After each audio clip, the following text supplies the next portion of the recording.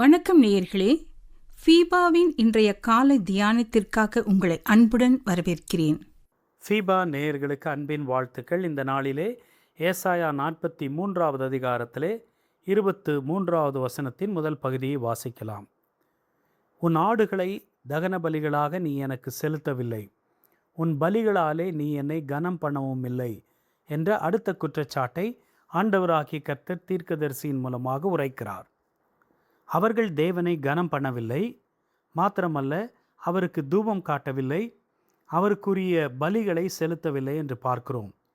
துவக்கத்திலிருந்தே பலி செலுத்துகிற பழக்கத்தை ஆண்டவர் அந்த மக்களுக்கு கற்றுத்தந்தார் என்பது சந்தேகமில்லாமல் நாம் அறிந்து கொள்ளுகிற ஒரு காரியம். இஸ்ரவேல் ஜனங்கள் தெரிந்து கொள்ளப்பட்ட பிறகு அவர்களுக்கு இது போதிக்கப்படுகிறது. ஆனால் அதற்கு முன்பாகவே ஆபிரகாம் சென்ற இடங்களிலெல்லாம் தேவனுக்கு பலி செலுத்தினார் என்று பார்க்கிறோம்.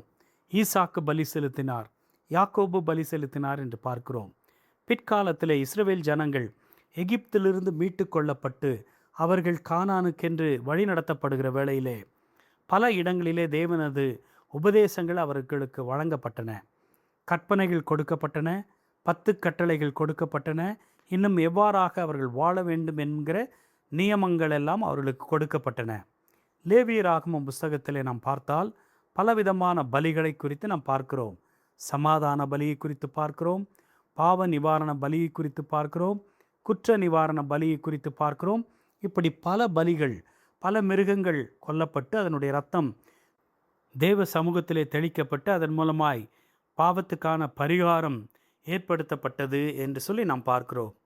இவைகளெல்லாம் வரப்போகிற நம்முடைய ஆண்டவராகிய இயேசு கிறிஸ்துவின் ஒரே பலியை சுட்டி காட்டுகிற நிழலாட்டமாக அமைந்தன என்றால் அதிலே சந்தேகமில்லை. ஆனால் இங்கே சொல்லப்படுகிற குற்றச்சாட்டு என்ன?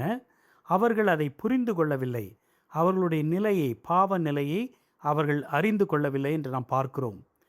தங்களுடைய பாவ நிலையை அறிந்து கொள்ளாவிட்டால் மன்னிப்பு கேட்கக்கூடிய ஒரு நிலை எழும்பாது. பாவ மன்னிப்புக்கான பாதை எப்பொழுது அடைக்கப்படுகிறது என்றால் பாவ உணர்வற்ற நிலை. அந்த பாவ உணர்வற்ற நிலை நிமித்தமாய் பாவத்துக்கான பரிகாரத்தை செலுத்தாமல் போகும்போது, மனம் திரும்பாமல் போகும்போது பாவத்துக்கான பரிகாரம் ஏற்படுத்த முடியாது என்று பார்க்கிறோம். பலிகள் என்பவைகள் யாவை?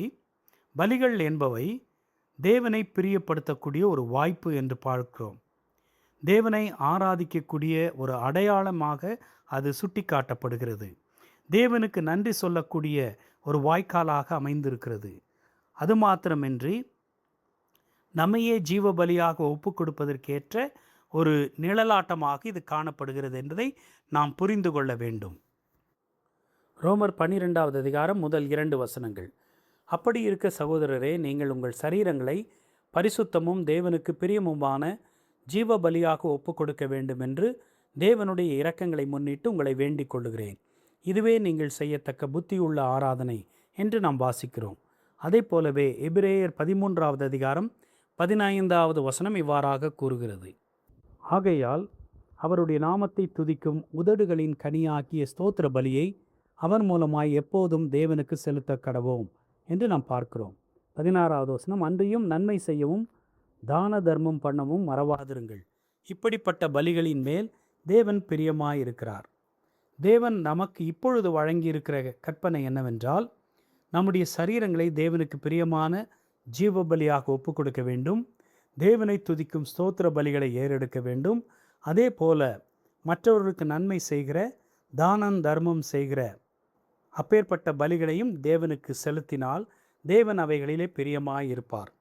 எனக்கு அன்பான ஃபீபா நேயர்களே, நம்முடைய வாழ்க்கையிலே தேவனுக்கு உரிய பலிகளை செலுத்த ஆயத்தமாயிருக்கிறோமா? நாம் பாவிகள் என்ற உணர்வு இருந்தால்தான் பாவத்துக்கு என்று ஏதோ ஒன்றை செய்ய வேண்டும் என்ற உணர்வு நமக்குள்ளே உந்தி தள்ளும் என்பதிலே சந்தேகமில்லை. ஆண்டவர் அருளுகிற ரட்சிப்பை பெற்றுக்கொண்ட நாம் அதை பெற்றுக்கொண்டிருக்கிறோமா என்பதை முதலாவது யோசிக்க வேண்டும்.